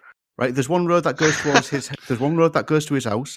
The other direction goes to my house. Bye, Phil. See you tomorrow. Yeah, bye. Go separate ways. A minute later, without me knowing, he turns around and sort of follows me, and then takes a left turn into this fucking site where there's like some digging going on. Climbs over a fucking gate. Gets his shoes trapped at the top of the gate. Wiggles himself out. No fucking shoes. Falls down a fucking 15-foot hole and breaks his fucking ribs. Right, and the next day, Oh I'm my like, God. where's your fucking shoes? I've lost them on the way. I'm like, where? How? It's a straight road to your house. There's like no other way you could have done it. Phil This other he thinks he lives in a fucking platform game. Oh, it's And level 7. Yeah, he thinks he's a fucking ninja as well. So every Where time the he's whip drunk, will, he's like, yeah, he's like, oh, I've got a bail on these cunts. I need to go fucking hard somewhere. So he's like climbing around and fucking bails. Yeah, no, there's a part where he lost his key, so he punched his way through his fucking door through the window, and there's like there's blood, there's blood from his door all the way up the fucking stairs. So his parents This are is like, the "What the fuck's calmest going on here?" fucker ever. We met this guy. This guy's the calmest guy ever. What? I think This is Carl also the called guy it because one more drink. All his No, money no. on it. Yeah, Jones costume. Like, I was like, I just got a credit card last week and I've just spent over $1,000 on these fucking this outfit. Genuine items. The from the thing Okay, is, look- once his eyes glaze over, I'm like, "No, Phil, you aren't drinking anymore." You're one shot away from fucking Japanese warfare, you ninja-looking bastard. Yeah, It's Yeah. funny. But anyway, That's can you what it feels imagine like. if you'd sent him on his way as Indiana Jones? no, to no, Leeds? I ain't fucking having that because I've come home and I'd have no flat left. He'd have been running down the street with a bus chasing him, thinking it was a fucking rock, like a boulder Yeah. rolling down after him, going, and everyone's just watching this kid run away from a bus dressed as Indiana Jones. Oh God! Yeah, Should have that's done Phil. it, Carl. So my last hidden talent isn't really hidden because I always use it as interesting facts about me. But I Platinum can. Bloodborne. Hey, I should have said that actually. I can lick my elbow. Yeah, Sexy. I It's can. quite interesting. I can lick my elbow. I Pixar can't do it today But- because it was chest day in the gym and I just can't. Like, you know when you do chest day, you Yeah. can't even scratch your own back? Yep. Yeah, so I can't do that right now. But on most days I can lick my elbow. It's like my shoulder blade, my left shoulder blade goes back a lot. So I can actually just bring my arm back and lick my elbow, but I can't lick my right elbow. Yeah, but that's not something that kind of accidentally just happens as a byproduct. You're not just reaching for some top shelf cereal in the shop and you just accidentally lick No, your I elbow. remember watching a UK show called Brainiac, which was like a science show for kids. Mhm. And they were like, it's physically impossible to lick your own elbow. And I went, no, it's not. And I licked my own elbow. And I was like, fucking liars. Yeah, you just had an epiphany. Yep. Anyone else got any of these little interesting, like always making perfect ice cubes, or I don't fucking know, just something that just happens all the time. It's like, oh, cool. I have an uncanny ability. Cheddar always when he's moisturizing. I have an uncanny ability to cut in and out when I'm speaking. Yeah. Okay, I thought that was just me. No, just fully fucking cut out. I have uncanny ability to. That's my Cheller. ability. The thing is, no one else will hear this because Chikoza is recording his own separate track. Yeah. It will Okay, appear in the so podcast. And we're all slagging him off. I'll just repeat it, right? I have an uncanny ability to call my friend Cheller only when he's moisturizing. When you say moisturising, you mean moisturising hands so he can have a wank? No, his body, his entire body. Moisturizing his dick. He moisturizes his entire body so he can have a wank. Yeah, No, he has. That's a luxurious wank, isn't it? You know, his Oh, parents, bloody his wank. parents have a rather large cat flap, and he just likes to run and dive Oh my god! all the way through. That's how he leaves his gaff. That's just Or the like best eczema, image I've one or the had other. today. he has But eczema. yes, the correct answer is the cat flap. But yeah, eczema. Okay. A little less luxurious than an excessive wank. Fair enough. Excessive cat flap. I guess I have one where when I'm asleep, yeah, you know the way you were talking about kind of having your phone beside you on your bedside table, and you kind of automatically do that. If I fall asleep with my phone in my hand, even if I set because I tried it before, one of those little puzzle alarms, it gives you like a basic arithmetic or something. I can wake up and turn my alarm off, even with like a very small puzzle, and go back to sleep without ever remembering it. I'll just wake up in the morning, turn my alarm off, put my phone down, and go back to sleep. And then So I'll you'll wake up like half asleep, and you'll say, 2 + 2 is 4 - 1, that's 3. and then quick math, fall asleep. Quick math, and then fall asleep. Yeah, pretty much. I have one, Darren, that you will soon learn. I have the ability, the inane ability to always be wrong, and you will soon learn this too, Darren, and you will just accept it. Why me? Why are you saying me twice? You and I are the only two people in this group who are married. Oh, I get it now. Yeah. See, that's probably one of my failings as a husband. Is so far, at least, I don't just give up and we just argue, and then eventually, we'll just stop talking to each other for a while. Yeah, for me, I don't like that. Like, it's been 13 years now. Not that we've been married, that we've been together. And I get to the point where I feel really bad when we've argued, even though I know I'm right. And she just refuses to apologize. And I even try and convince an apology out of her. Like I set up a short game or a long con to try and get an apology, and it falls on its ass every time. I just feel bad. So I just end up apologizing just to kill the argument, and then we're back to. When you can say, I'm sorry that you do not see that I am right. No, you can't. You'll come to learn that as well. That worsens the situation. It's like, I know, I hate that. I hate the whole happy wife, happy life thing, because that's implying that if the woman is always right and always happy, then you've got a good marriage, which is just sexist, really. That's not equality. We should both be happy. I don't agree with marriage. Happy wife, happy life. I hate that. I hate when people say that to me. It's like, fuck off. We're equal in this. We're equally right and we're equally wrong. But I have realized that I feel bad more than she feels bad when we're having a tiff or anything like that, because we argue over nothing really. We talk really well, which is probably why we're still together after 13 years. Really good at communicating, and if I have a problem, tell her I have a problem. She has a problem, she lets me know. That's a really good thing about Bridget and I as well, because when you have a long distance relationship like we've had, I can't tell if she's pissed off based off the tone of her voice or her body language or whatever. All we have to go by most of the time is like texting. So if she's annoyed at me for something, the only way I'm ever going to figure that out is if she tells me. So we've gotten very good at being like, I am upset because of this, and this is how I interpreted that, and that is why I'm upset. My And name is she'll say the Bridget, same and thing. you are a cunt, Darren. Yeah, pretty much. Yeah, but it's good, and I don't know how we got onto this, but yeah. Anyway, I feel worse than she does when we argue cave first. Maybe it's just me. Maybe I'm just a pussy. Maybe that's one of your little talents, being a pussy. Maybe that is one of my little talents. Yeah. Maybe it goes back to my superpower of having a vagina for a face. I have a superpower of being able to end this show whenever I want. So on that note, thank you everybody for tuning in to the 13th episode of the Mountains of Madness podcast. I've been your host, Darren, and these have been the other people of the podcast. Hello. Bye, I suppose. Could you please like the video and give us a comment on what weird talents you have and who you'd like to see play Wolverine and the other actors? And also subscribe and hit the bell icon so that you get notifications about us uploading videos. Probably not many more videos of us playing Destiny, but plenty more podcasts to come, I promise. Isn't Wolverine a character, not an actor? Yep. What did I say? And Then you you said Wolverine and the all other the actors. other actors. All the other elves. No, of the North Pole. I said car actors. Oh, okay. Oh, like of it's course. going to be If Marvel, only we were X-Men, recording this like and we Oh, could Disney check. cars Oh kind of thing. no. Okay, well, bye everybody. Bye. I love you. You love me.